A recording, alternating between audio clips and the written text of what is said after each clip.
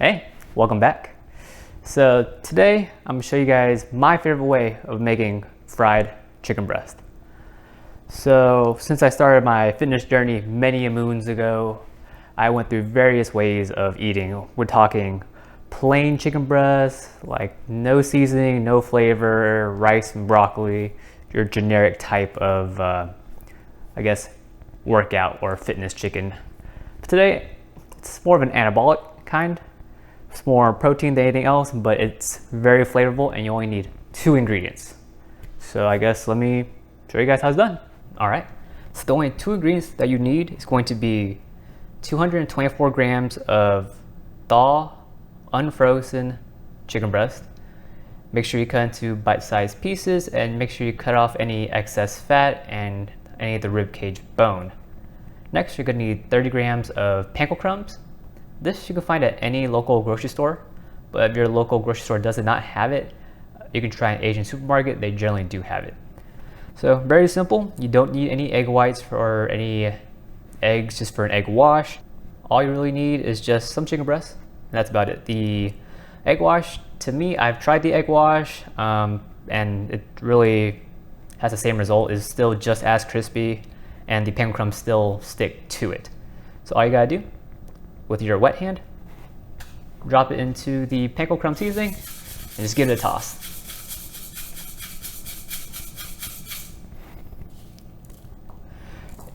And once your chicken roughly is coated like so, just transfer it to another plate and then continue the process. So I'll get back to you guys when I'm done. So once your chicken's all breaded, you're pretty much good to go. So we have more chicken because I make my food in bulk since I have multiple days of work. And one thing, if you do decide to make this in bulk, for every 224 grams and 30 grams of panko that you use, I recommend replacing the bowl with a new one and replacing the panko as well. The panko that's still left in the old bowl, it doesn't really stick to the chicken anymore. Because of the water, the panko really sticks only to itself. So you can just use the chicken and scrape the panko and it'll get onto the chicken, or you can spread it just by drizzling it over once you're all done breading the chicken to get even more stuck to it. We're pretty much good to go. So let's get the air fryer and I'll show you guys what to do. Next thing, you're going to want to get your air fryer of choice. Doesn't matter what, as long as it's an air fryer. The reason why we air fry instead of deep fry is because it's still crispy, but you don't have to use any oil, so it cuts down the calories, cuts down the fat macros, but still just as delicious and even healthier. So get your non-stick cooking spray.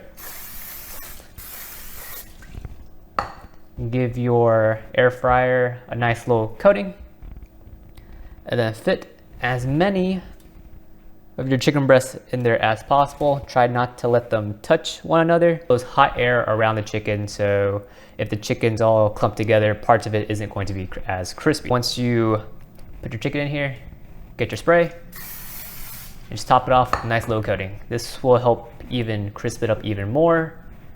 And after that, you're all set. Put in the air fryer, let it go. It's time to do the cooking process. On your own specific air fryer, there should be a chicken option, whether it says chicken or has a chicken symbol. I generally just go with that since it's already built in. Mine is 360 degrees at 20 minutes.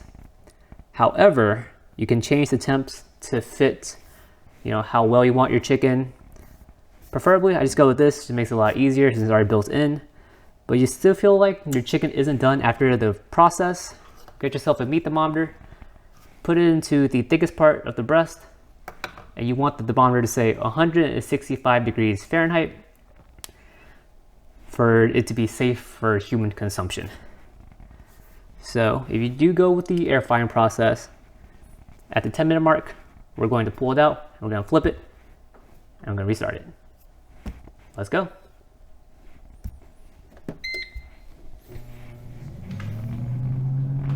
So our chicken is pretty much done, and it looks like this. Nice, beautiful, golden, and crispy. Here, let me see if I can show you guys how it looks up close. Let's see if I can get my camera to focus.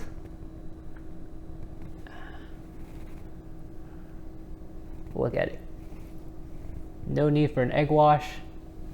Still super. My mic's over here.